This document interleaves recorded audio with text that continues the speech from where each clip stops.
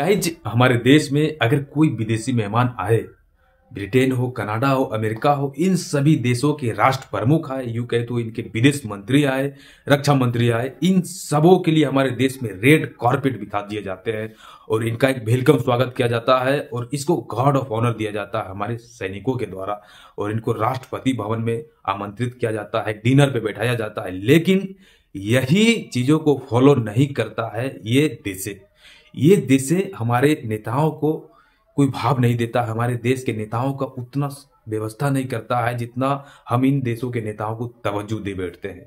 और यही चीजें आज जब ब्रिटेन में हमारे विदेश मंत्री एस जयशंकर जी को असुरक्षित महसूस हुआ तो हमारे विदेश मंत्री जी को ये पता चला होगा कि कौन से देश हमारे देश को नजरअंदाज कर रहा है। हुआ यूं कि हमारे विदेश मंत्री एस जयशंकर जी ब्रिटेन के दौरे पर हैं और वहां पे जब इनका काफिला निकल रहा था तो उस समय खालिस्तानी समर्थक कुछ गुंडे कुछ गुर्दे इनके रास्ते में आ जाते हैं, इनके काफिले में आ जाते हैं, यहाँ तक कि इनके गाड़ी के नजदीक आ जाते हैं और इसमें कोई खतरा नहीं होता है और बीच बचाव के लिए ब्रिटेन के सैनिक आ जाते हैं और इनको वहां से हटाते हैं। लेकिन ऐसा क्यों होता है? यूं कहे तो खालिस्तानियों के जगह पे अगर कोई आतंकवादी होता, कोई भारत का दुश्मन होता तो वहां पे हमला भी कर सकता था हमारे विदेश मंत्री के ऊपर। लेकिन ये कड़ी चूक हुई है हमारे विदेश मंत्री की सुरक्षा में और ब्रिटेन में खासकर अगर कोई विदेशी मेहमान कोई दूसरे देश में जाता है तो उसके लिए एक अलग सुरक्षा व्यवस्था होता है, उनके लिए अलग चीजें होती है। लेकिन ये नजरअंदाज करने का जो माहौल ब्रिटेन में बना है वो किस लिए बना है? क्या ये खालिस्तानियों को खुश करने के लिए बना है? क्या ये खालिस्तानियों को वोट बैंक लेने के लिए बना है? लेकिन देखिए वहां पे जो प्रधानमंत्री है ऋषि सुनक, वो भारतीय मूल के हैं, वो हिंदू रीति रिवाज के लिए जाने जाते हैं, वो चर्चा में भी रहते हैं, कभी मंदिरों में पूजा करने आ जाते हैं। तो भारत आते तो सबसे पहले वो मंदिर में भगवान के दर्शन के लिए जाते हैं। तो ये सारी चीजें हैं। लेकिन यहाँ पे ब्रिटेन में खालिस्तानियों को क्यों बढ़ाया चढ़ाया जा रहा है? यहाँ तक बात इन खालिस्तानियों ने इतना तक बिगाड़ दिया है कि जो भारत के दूतावास है ब्रिटेन में, कनाडा में, अमेरिका में, उन सभी दूतावास के ऊपर से भारत के झंडों को उतार दिया है और भारत के लोगों को वहां से अपमानित करके भगाया जा रहा है इन खालिस्तानियों के द्वारा। लेकिन आप समझिए कि ये खालिस्तानी है कौन? ये खालिस्तानी हमारे देश के ही गुंडे हैं, हमारे देश के ही आतंकवादी है और ये पंजाब प्रांत के लोग हैं। देखिए 1966 से पहले पंजाब और हरियाणा दोनों एक ही राज हुआ करता था और फिर वहां पे भाषाई आधार पे वहां पे लोगों ने एक अलग राज की मांग की और सिखों को एक अलग राज्य मिल गया पंजाब। और 1969 में इन राज्यों को एक विधानसभा चुनाव होता है 1969 में। वहां पे रिपब्लिक पार्टी ऑफ इंडिया में जगदीश सिंह चौहान जी लड़ते हैं और वो चुनाव हार जाते हैं और चुनाव हारने के बाद ये डायरेक्टली ब्रिटेन चले जाते हैं और 2 सालों तक ये खालिस्तानियों के लिए गतिविधियां करते हैं। ये ब्रिटेन में न्यूयॉर्क टाइम्स से एक एड्स चलवाते हैं, वहां पे एक पत्रकारिता छपाते हैं जिससे कि अमेरिका में वहां के राष्ट्रपति को, वहां के लोगों को इन पे नजर पड़े, खालिस्तानियों पे नजर पड़े और वो सारी चीजों को करते हैं जिससे कि खालिस्तान को आगे किया जाए। और इसी कड़ी में वो पाकिस्तान भी जाते हैं।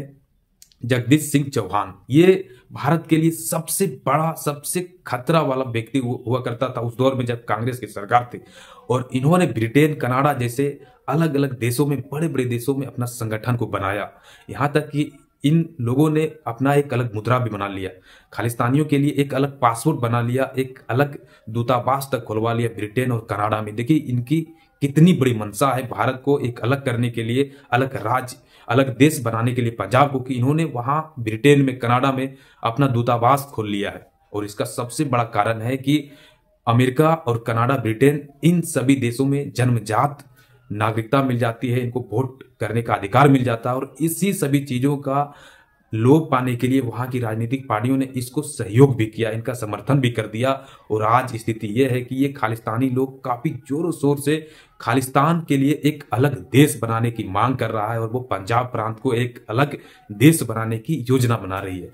खालिस्तानियों का एक ही उपाय है, एक ही सोल्यूशन ये है कि जो जो देश हमारे देश के लिए खतरा बन रहा है, हमारे देश के लिए खालिस्तानियों को समर्थन कर रहा है, वहां पे इनको पाल रहा है, इनको आगे कर रहा है, उन सभी देशों से कूटनीतिक रिश्तों को तोड़ लेना चाहिए भारत को। क्योंकि हमारे दूतावासों को ब्रिटेन में भारत के दूतावास हैं, कनाडा में ब्रिटेन हमारे भारत के दूतावास हैं, अमेरिका में भारतीय दूतावास है, वहां पे हमारे झंडे जो लगे हैं हमारे दूतावास पे उन झंडों को उतारा जा रहा है और उन झंडों को अपमानित तरीके से रोड पे घसीटा जा रहा है। तो वहां पे हमारी सरकार चुप क्यों बैठी है? आखिर कनाडा से हम राजनयिक रिश्ते क्यों जुड़े हुए हैं? हम ब्रिटेन में अपने चीजों को क्यों बनाए हुए हैं? हम अपने विदेश मंत्री जी को वहां पे क्यों भेज रहे हैं?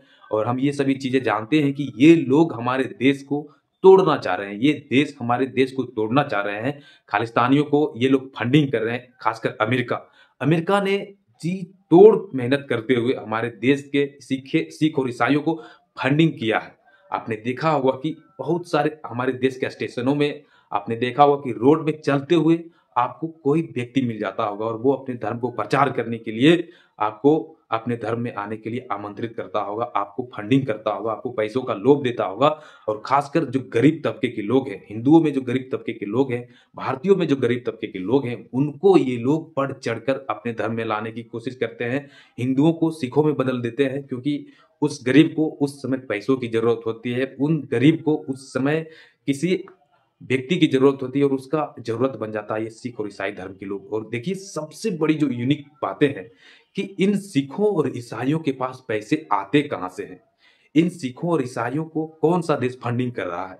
खासकर हमें ध्यान रखना चाहिए हमारे देश को अमेरिका पे, क्योंकि अमेरिका में एक बड़ा सिख समुदाय का वहां पे लोग रहते हैं और वो लोग चाहते हैं कि हमारा धर्म का प्रचार हो, और वो भारत के सिखों को भी फंडिंग करता है। और यही चीजें है कि आज भारत से अलग एक अलग देश बनाने के लिए खालिस्तानियों ने अपना मुद्रा बना लिया है, अपना अलग अलग दूतावास खोल लिया है अलग अलग देशों में। तो ये सारी चीजें भारत के लिए पूरा और ये खतरा का विषय है कि आखिर क्यों हमारे देश को तोड़ने की कोशिश की जा रही है।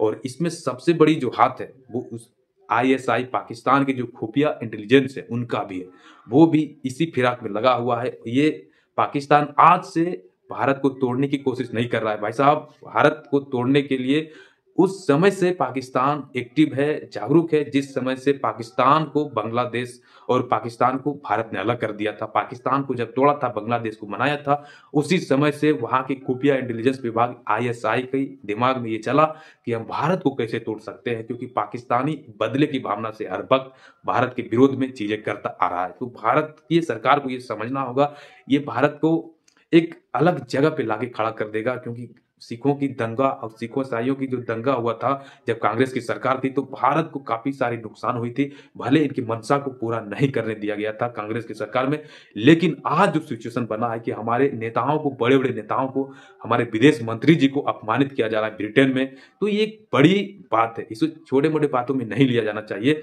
ये एक बड़ी बात है कि हमारे विदेश मंत्री जी को अपमानित किया जा रहा है, उनके काफिले के सामने आके खड़ा हो जा रहा है कोई खालिस्तान। तो ये एक बड़ा संदेश है हमारे देश के नेताओं को, हमारे खुफिया इंटेलिजेंस विभाग के लिए एक बड़ा ये सबक है कि आखिर कौन से चीजों के लिए हम आगे नहीं आ रहे हैं, हमें क्या करना चाहिए जिससे कि इन खालिस्तानियों को दबा में लाया जा सके। तो गाइज आप समझ गए कि खालिस्तानियों ने हमारे विदेश मंत्री एस जयशंकर जी के काफिले के बीचों बीच क्यों आया, इनकी मंशा क्या थी, और अब हमारे देश में सरकार की क्या अगला कदम हो सकता है ये। तो गाइज हम इसी तरह की यूनिक खबरों को आपके बीच लाते हैं। तो गाइज आप बने रहिए हमारे साथ इंटरनेशनल यूनिक खबरों को जानने के लिए। Guys thank you guys. तो